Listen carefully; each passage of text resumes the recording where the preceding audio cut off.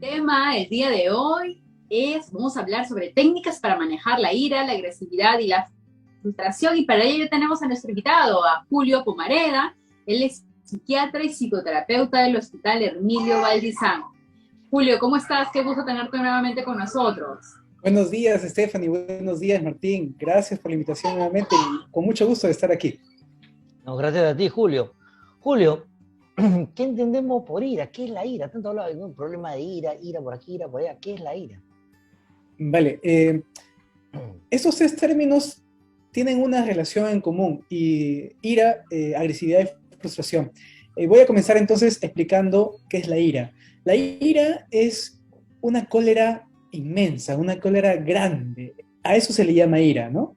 Usualmente cuando una persona dice, uy, está con ira, es porque tiene una cólera muy grande, muy inmensa, al punto de que incluso en el diccionario ira se relaciona con deseos de venganza, con agresividad. Y justamente viene lo que viene a continuación, que es la agresividad, ¿no? La agresividad es un acto de violencia contra algo o alguien, y que usualmente pasa cuando la persona se deja llevar, entre comillas, desempoderadamente por la ira, ¿no? Entonces la ira y la agresividad sí están relacionadas. La frustración, por otro lado, es un sentimiento en donde hay una mezcla entre insatisfacción y sensación de fracaso o sentimiento de fracaso. Cuando vemos un poco más allá o un poco más profundo a estos sentimientos o emociones o el acto de la agresividad, nos damos cuenta de que tienen un punto en común o un denominador común, que es la cólera. Por ejemplo, en la frustración, como le dije, es una mezcla entre insatisfacción, ¿no?, incomodidad y fracaso o sensación de fracaso. En esos dos, la cólera se siente cuando uno se siente insatisfecho, cuando uno se siente como que incómodo. Ahí está la cólera presente. Mientras que cuando uno siente que ha fracasado, lo natural es que sienta que haya tristeza. Pero la frustración entonces comprende cólera y tristeza como una mezcla de eso. Mientras que en la ira, ahí sentimos sí cólera, solamente que en una proporción muy grande. Y la agresividad obviamente está relacionada con la ira y con la cólera. Entonces, el denominador común o la emoción en común de estos tres términos es justamente la cólera. Y es un punto que sería importante abordar cuando se trata del manejo de estas emociones o sentimientos.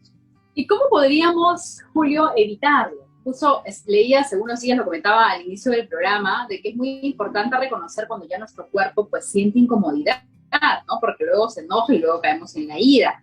Pero ¿qué técnicas podrías recomendar a nuestros oyentes como para evitar caer en ira o descontrolarnos? Bien, para esto me voy a permitir una breve explicación de cómo es que desarrollamos estos sentimientos, estas emociones. Usualmente cuando somos pequeños, somos niños, pasamos de frente a una acción. No usualmente nos damos el permiso de sentir, o no sabemos cómo sentir primero, cómo expresar verbal o gestualmente las cosas, sino de frente vamos a la acción. Es así que un niño o una niña pequeña que de repente se siente ofendida, bota las cosas o grita, ¿no? ¡Ah! Entonces, de frente se va a la acción, o golpea de repente, ¿no? De frente se va a la acción. Y esto es importante tenerlo en cuenta, ¿por qué? Porque conforme nosotros vamos aprendiendo en el transcurso de la vida, nos damos cuenta de que las emociones tienen tres partes. La primera parte es sentir la emoción, la segunda parte es expresar la emoción de manera gestual o verbal, y la tercera parte es actuar la emoción, que es cuando cuando ejercemos una acción sobre algo o alguien. En la tercera parte, en la parte de actuar la emoción, está la agresividad. Ahí está la agresividad. También está, de repente, algunos actos agresivos, ¿no? Que de repente a veces no se catalogan como agresivos, pero que sí lo son, como por ejemplo en la expresión verbal grosera o de repente de insultos, ¿no? Entonces ahí está esa parte, y esa parte muchas veces cuando somos pequeños es reprimida. O sea, los adultos que estamos, digamos, en contacto con niños, le decimos al niño, no hagas eso, pero no nos preocupamos por explorar qué estás sintiendo. De repente estás sintiendo molestia, tristeza, ¿qué estás sintiendo? No nos preocupamos por eso y reprimimos la emoción. Es así que los niños, y después cuando somos adultos, sabemos de que el acto de golpear, de tirar las cosas, está relacionado directamente con sentir cólera. Y entonces reprimimos la cólera con la idea o con la fantasía de que así estamos evitando llegar al acto. Como si el acto en sí, de tirar las cosas o agredir, sería lo mismo que sentir cólera. Y no es así. Entonces, para comenzar a manejar nuestras emociones, lo primero que conviene hacer es distinguir estas tres etapas: sentir, expresar y actuar. Y lo primero que nos conviene es comenzar a preguntarnos, ¿yo me doy permiso de sentir cólera o más bien reprimo mi cólera? Porque cuando reprimo mi cólera, pasa de que las emociones no se pueden reprimir mucho tiempo. Va a llegar un momento, tal y como ese ejemplo de la tetera, pues que se pone a hervir, ¿no? O la olla a presión que se pone a hervir, en algún momento pues va a explotar. Entonces, si estoy reprimiendo mi cólera, ¿qué está pasando? De repente no me he dado permiso de expresarla, ¿no? Entonces, lo primero es tener conciencia de mi emoción. Lo primerito es tener conciencia de mi emoción. ¿Qué estoy sintiendo? Eso sería lo primero. Entonces, hay muchas técnicas, ¿no? Respiración, relajación, etc. Pero lo primero que yo podría invitar a las personas que hacer cuando sienten ira, cuando sienten, o cuando tienen agresividad, o cuando sienten frustración, lo primero es detenerme. No actuar, no responder inmediatamente, detenerme. Detenerme y sentir, identificar qué estoy sintiendo. Eso sería lo primero. Muy bien, Julio, ¿no? Recordad que pueden dejarnos sus audios por WhatsApp al 988-720-137 o escribirnos a fanpage de Mentalízate Perú. Tenemos un audio de Carla de Huánuco. Buenos días, doctores. Soy Carla de Huánuco. Yo considero que es normal sentirse frustrado cuando las cosas no salen bien. Pero, ¿por qué algunas personas deciden culpar a otros de lo que les sale mal? Eso también es parte de no saber manejar la frustración. ¿Se puede hacer entender a estas personas este punto? Gracias, Carla. Julio. Bien, gracias por la participación, Carla. Lo que usted dice es muy cierto. Cuando las personas sienten cólera o de repente sienten frustración, muchas veces buscan un culpable. Lo pueden encontrar de repente afuera o lo pueden encontrar en sí mismos, ¿no? Entonces castigan a otros o se castigan uno mismos también a veces. Entonces, ¿qué hacer? Lo principal es, como le dije, identificar la emoción. Si identificamos la emoción, va a ser mucho más fácil identificar qué está pasando, si hay algún responsable o no. Usualmente, cuando sentimos frustración, porque vamos a poner un ejemplo, de repente yo soy un postulante universitario y he llegado a postular y no agarré vacante.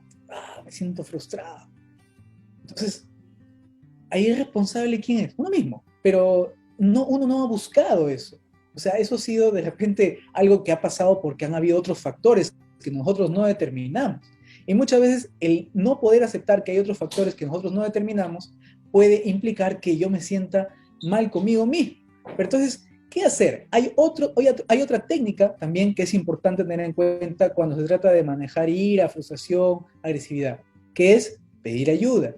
Si yo estoy constantemente repitiendo este patrón de que me siento frustrado y busco un culpable, si yo estoy repitiendo esto y esto me está trayendo problemas, entonces ahí viene el otro tip para manejar esto: pedir ayuda.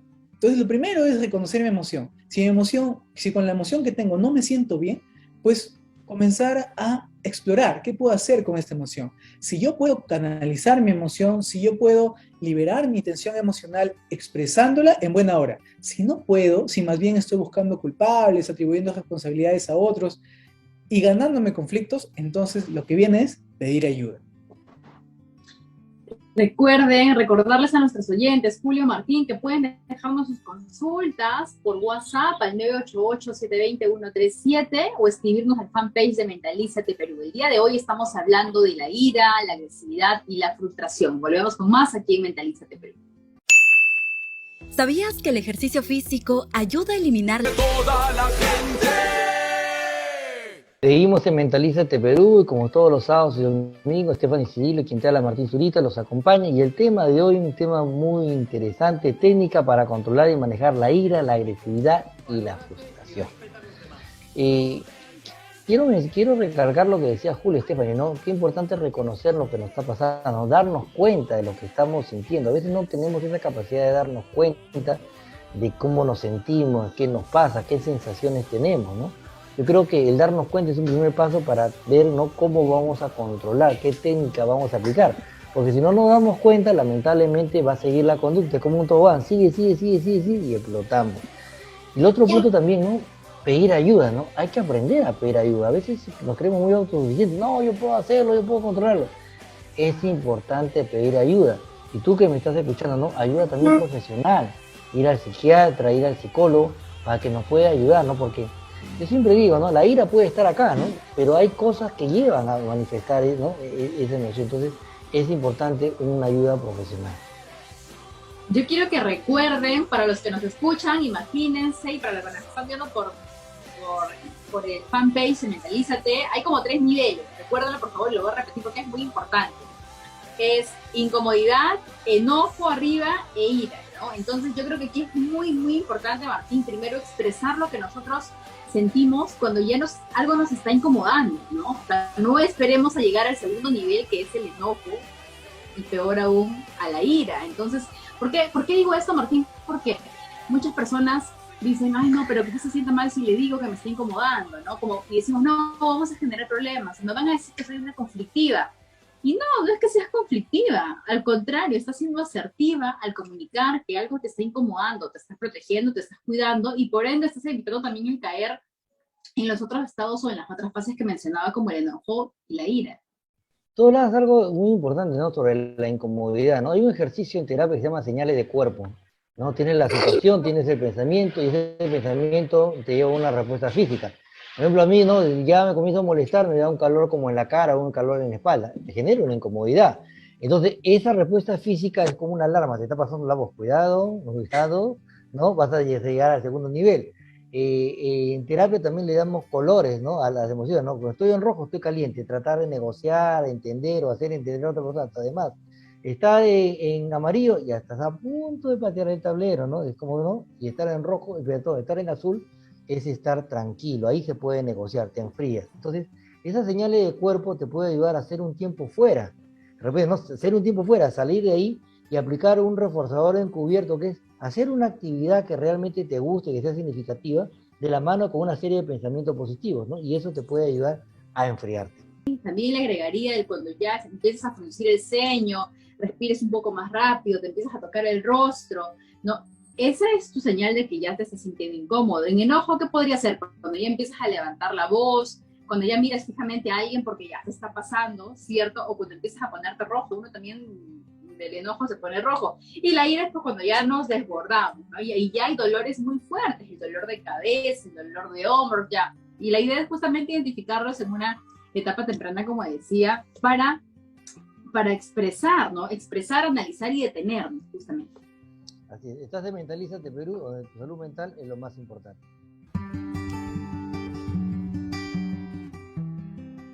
Seguimos en Mentalízate Perú y el día de hoy estamos hablando de la ira, la agresividad y la frustración, y tenemos a Julio Comareda nuevamente con nosotros.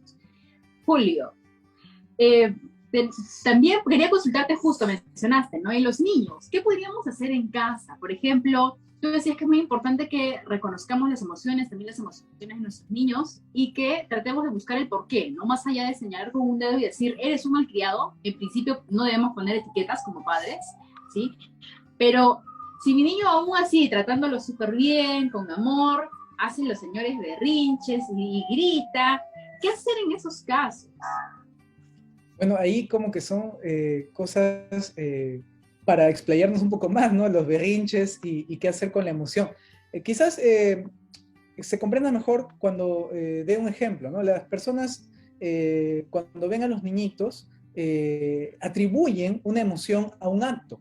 Entonces, el niño, por ejemplo, no quiere que le cambien el pañal y da manazos, ¿no? Da manazos a su papá, a su mamá. No quiere que le cambien el pañal. Entonces, lo que hace papá o mamá es decirle, no hagas eso, ¿no? Y lo que hace es prácticamente reprimir la conducta, pero a la vez se reprime la emoción. Sin querer se reprime la emoción. Entonces, ¿cuándo es que los niños aprenden qué son emociones? Cuando los papás le dicen, ¿no? Por ejemplo, ven al niño que está alegre con un cuento nuevo que le han comprado y le dice, ah, te has alegrado, alegrado. de esa manera le educan la emoción, a esa alegría, esa manera como expreso, ya, eso es lo que va captando el niño. Entonces lo mismo podría hacerse con la cólera. Cuando el niño, por ejemplo, manotea, decirle, entiendo, estás molesto, estás molesta, ya entiendo. De esa manera no se reprime la emoción, se le comprende. Y lo que podría hacerle es, entiendo que estés molesto, sin embargo, no conviene que manotees cuando estés molesto. En todo caso, podrías expresarlo de otra manera. ¿Cómo puede expresar un niño su molestia? Gritando, por ejemplo. Un niño puede gritar su molestia, no habría ningún problema. Aunque algunos Está padres, bien darle ese algunos padres espacio. dirían, no, ¿cómo está gritando, no? Pero los niños pueden gritar. Está bien darle ese espacio como para que griten, ¿no? Martín, Julio, o sea, digamos, llevarlo a un parque, ¿no? Yo recuerdo, había una película de adolescentes que tenían como mucha carga, bajaban a la estación del tren y cuando pasaba el tren decían ya, 1, 2, 3, va, y entonces extrapolaban todo ello. Con los niños entonces podríamos llevarlos a un lugar abierto, a un parque, para que griten, salten, jueguen. Exacto. Educar a los niños cómo, cuándo y con qué intensidad y con quién expresar su emoción, eso va a ser lo fundamental, educarlos así. Entonces ya de adultos va a ser más fácil, porque un adulto que siente cólera y de repente no lo puede expresar en ese momento porque no conviene, puede guardar en ese momento su compostura y expresar su emoción en una situación distinta. Un ejemplo que yo siempre doy a las personas, ¿no? Cuando tengo consulta. Por ejemplo, si yo me enojo con mi jefe me dice algo, yo me enojo, me siento ofendido, no me conviene de repente decirle a él en ese momento, ¿no? Porque de repente va a generar tensiones, me va a traer problemas en el trabajo. Entonces, ¿qué hago? Como adulto que soy, controlo mi emoción y decido cómo, cuándo, con quién y con qué intensidad expresarla. Y hago de repente lo que tú dijiste, Estefan, ¿no? De repente me voy a un lugar en donde yo pueda gritar y toda mi cólera, y saqué la tensión emocional, ¿no? Y no hice daño, no me hice daño, y por el contrario, liberé toda mi tensión, toda mi cólera. Entonces, eso es saludable. Aunque muchas personas pueden decir, qué raro. ¿Cómo decir? Bueno, a esas personas que pueden pensar que es raro, les invito, ¿no? A que observen. ¿Realmente están expresando cólera? Porque muchas personas no expresan cólera. Es algo que es bastante cultural. Yo creo que ahí es importante, como tú dices, ¿no? Validar su emoción, más no su conducta, pero sí hay que validar la emoción. A veces castramos la emoción, ¿no? Por ejemplo, en terapia dialéctica conductual, dialéctica es el arte de conversar, de dialogar, se trabaja mucho eso, ¿no? Valías la emoción, más no la conducta. ¿No? Ok, te sientes molesto, como dice Julio, ¿no? Estás molesto, tienes cólera, ya, pero ¿qué te parece si hacemos otro? No vas a validar, apoyar la conducta, pero la emoción sí, ¿no? Es fundamental, yo creo, porque a veces te castra mucho y uno se siente hasta culpable de sentir, ¿no? Cólera, o sentirte molesto. Recordar a todos que pueden dejar su audio al WhatsApp al 988-720-137 o escribirnos al fanpage de Mentalízate Perú. Tenemos un audio de Richard de Salamanca. Buenos días, doctores, ¿cómo están? Soy Richard de Salamanca y deseo saber si levantar la voz para defender una postura o si la otra persona te falta el respeto y uno levanta la voz, ¿es una forma de agresión o es que se está haciendo respetar? Porque a veces uno suele escuchar la famosa frase, así es mi voz. Gracias por la respuesta. Gracias a ti, Richard. Julio. Muy bien, Richard, creo, ¿no? Bien, gracias por tu participación. Levantar la voz, como bien dijo Stephanie hace un momento, puede ser una señal de que la persona está molesta y está escalando, ¿no? Ya no está incómoda, ya está enojada, ¿no? Eso es una señal. Entonces, no es necesario levantar la voz para dejar en claro algo o para comunicar algo, no es necesario, ¿no? A menos que uno esté en el ejército. Pero, si no... si está pasando esto, probablemente la otra persona ya esté escalando en esta cólera y de repente va a entrar de enojo a ira, no lo sabemos. Lo mejor, si es que una persona está levantando la voz, es dejar la conversación ahí y retirarnos para evitar que haya una discusión. Porque cuando una persona levanta la voz, eso invita ¿a qué? A que yo me siento ofendido porque me están gritando, me están ofendiendo, y de repente esa invitación yo puedo aceptarla y comienzo a discutir, y eso puede terminar de repente en una agresión. Entonces lo que conviene es aceptar de que la otra persona está enojada y cuidar mi persona. Entonces, ¿cómo cuido a mi persona? Si veo que una persona está enojada, está irascible, mejor me retiro. En la medida de lo posible me retiro. Si veo que esta persona es irascible y ya de repente está buscando herir, entonces mejor pido ayuda para que sea contenida, ¿no? No es una forma de dejar de hacerse respetar, levantar la voz. No es necesario. Los líderes más grandes a nivel mundial no han necesitado gritar para dejar en claro que son respetados, ¿no? No han necesitado eso. Una persona no necesita gritar para ser respetado. Las personas que inspiran más respeto son las personas que incluso son más calmadas. Son las personas que inspiran más respeto.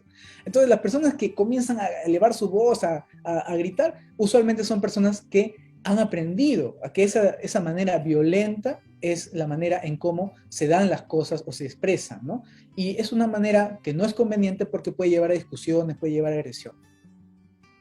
Retirarnos yo creo que puede ser, o hacer el tiempo fuera, Martín, que tú comentas esto, ¿no?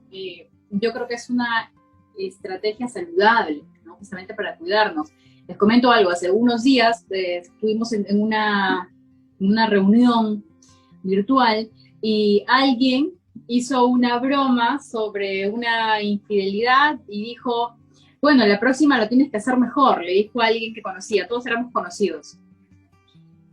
Y ese tipo de bromas que en ese momento los hombres se echaron a reír y me tocó levantar la mano y decir, porque uno no tiene por qué tolerar, ¿no?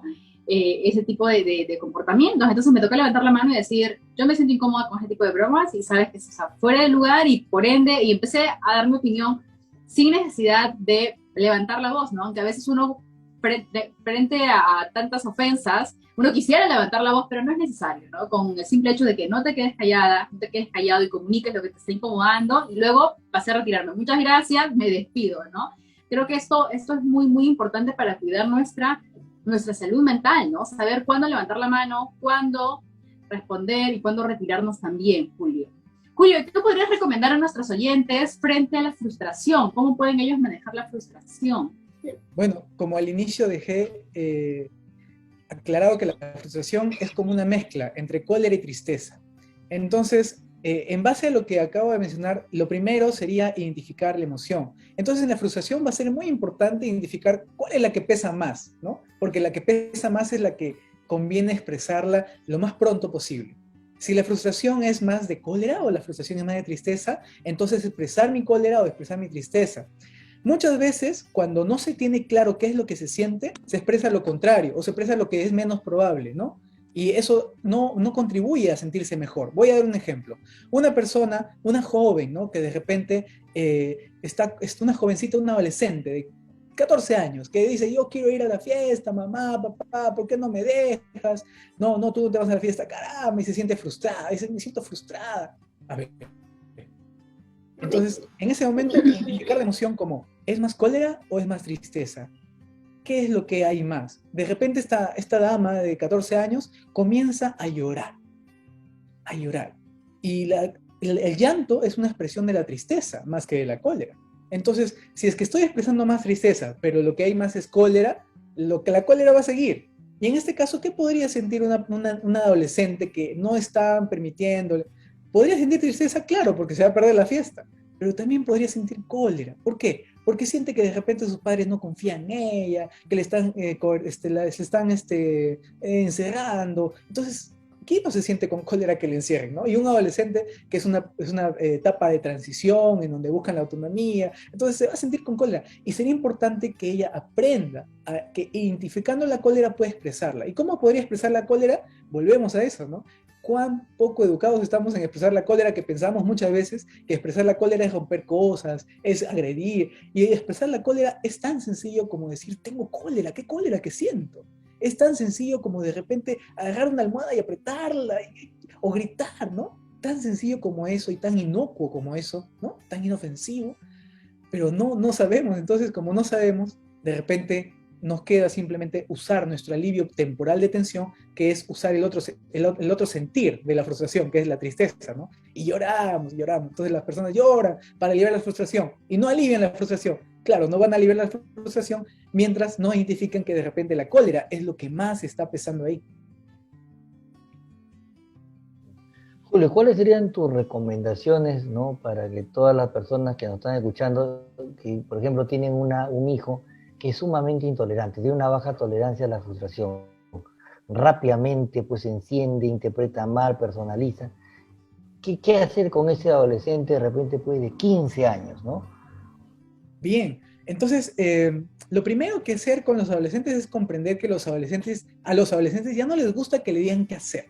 Eso es algo bien difícil de comprender por los padres. Muchos padres vienen a la consulta y dicen, doctor, yo quiero que usted le diga tal cosa. No, vamos a hacer el continuismo de los padres, ¿no? Yo voy a decirle qué hacer al adolescente. No, a los adolescentes hay que abordarlos desde un punto de vista emocional y desde ahí hay que invitarlos a que ellos comiencen a tomar decisiones. No conviene decirles qué hacer. Decirles qué hacer, lo único que va a hacer es mandarles un mensaje subliminal, subrepticio, de que ellos todavía están pequeños, de que están chiquitos y que se les tiene que decir qué hacer. Entonces, lo primero que hay que hacer con los padres es educarlos a que a los adolescentes no hay que decirles qué hacer. A los adolescentes es conveniente escucharlos, primero, atender su emoción, segundo. A ver, ya, ¿tú quieres ir a la fiesta? Muy bien. Cuéntame, en esta fiesta que tú vas a ir, ¿de qué hora a qué hora va a ser? Escucharle ya. Mira, yo negociar con ellos. Yo pienso de que esta fiesta a la que tú vas a ir es peligrosa, de repente, ¿no? Estamos en tiempos de COVID, de repente las fiestas no son convenientes. Yo pienso que la fiesta que tú quieres ir es peligrosa, tus amigos de repente, algunos de ellos van a estar sin mascarilla, te puedes enfermar. No puedo darte permiso por esos motivos, por ejemplo. Por ejemplo, hasta ahí. Entonces, no estoy diciéndole qué hacer, estoy negociando algo y como ese negocio no me conviene a mí, por decirlo así, padre, entonces te estoy negando ese permiso, por eso. Le dejo en claro eso. Si ese adolescente me dice, no, pero ¿por qué? No, bueno, entiendo que te molestes. Validar esa emoción. Entiendo que estés molesto, entiendo eso. Está bien, no hay problema. Sí, estás molesto, ¿cierto? Sí. O yo observo que estás molesto. Sí, estoy molesto. Entonces dejarle permitir que exprese su emoción. El permitir que exprese su emoción ahí, cuando comienza, va a evitar de que él más adelante explote en ira, haga algo de repente en contra de él o en contra de otra persona o en contra de algún objeto. Entonces, abordar la emoción ahí nada más, ahí nomás que está apareciendo, va a ser lo fundamental. Entonces, en adolescentes, como ya dije hace un momento, siempre se negocian las cosas, no se le dice qué hacer. Y este negocio obviamente tiene que ser algo beneficioso para ambos. No tiene que ser solamente beneficioso para él o para mí, tiene que ser beneficioso para ambos y eso tiene que quedar en claro. Entonces ahí depende mucho de la habilidad de papá, mamá para manejar estas situaciones, que a veces es difícil y cuando es difícil, ahí viene lo otro, ¿no? Pide ayuda, siempre hay alguien que pueda ayudarle a negociar mejor. Muchas gracias, Julio, por estar esta mañana con nosotros. Muy valioso, nos has dejado muchas pepitas de oro el día de hoy.